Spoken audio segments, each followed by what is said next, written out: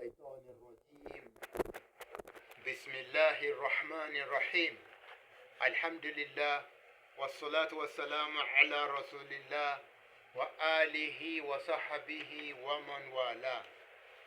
Gbogbo ẹ̀yin mùsùlùmí tí ẹ ń sọ èdè Yorùbá káàfà ni mò ń kí kú àbọ̀ sórí ètò alálùbáríkà tí a máa ń ṣe láti máa fi túmọ̀ ọ̀rọ̀ inú àlùkùránì mímọ́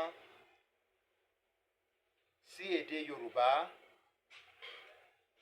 Ibi tí a ń lọ ò jìnnà o, ibi tá à ń yà á sí òun ló pọ̀ jù, ibi tá à ń yà á sí ló pọ̀ tó wá fẹ́ pọ̀ lápọ̀jù, ṣùgbọ́n pípọ̀ tó tún nǹkan ṣe ni kì í ṣe púpọ̀ tí ó ba nǹkan jẹ́.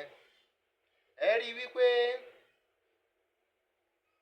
ọ̀rọ̀ ànábì Ibrahim tí Ọlọ́run bá dánwò tí ó sì yege nínú àdánwò ọ̀hún, òun là ń sọ lọ lọ́wọ́.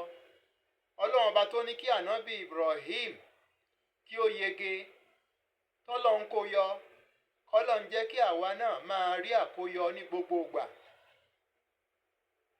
Àdánwò tí ó jù wájú kọ́lọ́run má gbé kò wá o, àmín. Ṣé mọ̀, bí Ọlọ́run bá fẹ́ kan ṣe nǹkan kan fún ẹ léyìí tó kà ẹ́ láyà tágbára rẹ ò ká, kò sí tó ṣe. Gẹ́gẹ́ bí orin ewì kan tí àáfàá mi láti Àjà ìlú Èkó tí ó fi tó mi létí wípé kágbà fọ́lọ́hun ní sinmi, kágbà fọ́lọ́hun ní sinmi, àìgbà fọ́lọ́hun lè di wàhálà, kágbà fọ́lọ́hun ní sinmi. Ibrahim alayhi salam gbà fọ́lọ́hun ló bá ní sinmi.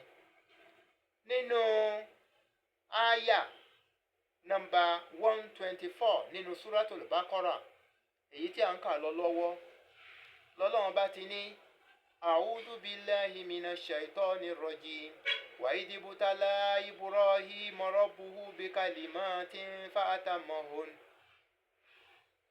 Ìrẹ́ Muhammad sallallahu alayhi wa sallam rán àwọn ènìyàn létí wípé Olúwa ànábì Ibrahim máa fi àwọn gbólóhùn kan dánwò, ṣùgbọ́n Ibrahim yege nínú ìdánwò ọ̀hún.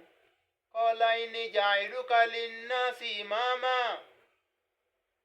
Ọlọ́run sọ fún wípé àníṣe mo ti ṣetán láti sọ ẹ́ di aṣíwájú fáwọn ènìyàn. Qala wa min dhurriyyati, ní ànábì Ibrahim kò bá jẹ́ gbàgbé àwọn ọmọ ẹ̀. Ó ní dákúndábọ̀ àrọmọdọ́mọ mi jẹ́ ká ṣíwájú máa bẹ nínú àwọn náà. Qala la yanalu ahadi zalimin. Ọlọ́mbá ya dá lóhùn wípé àdéhùn ni, ṣùgbọ́n ìlérí yìí kò ní máa jẹ́ ti àwọn alábòsí o. Ohun tí ó wà nínú ẹsẹ̀ ọ̀rọ̀ 124 yìí nìyẹn. Òtítọ́ ọ̀rọ̀ sì ni wípé ènìyàn kọ̀ọ̀kan tó wá sáyé yìí tó bá ti di lọ́run, gbé tiẹ̀ ń gbé tèmi ni. Kullu nafsin bima kasabat rahina. Ẹnikálukú ló máa gbé ẹrù ti ẹrù tó bá di ní ọjọ́ àgbéǹde. Gẹ́gẹ́ bí a ṣe ń rí àpẹẹrẹ yẹn náà ní inú iṣẹ́ ìsìn hajj.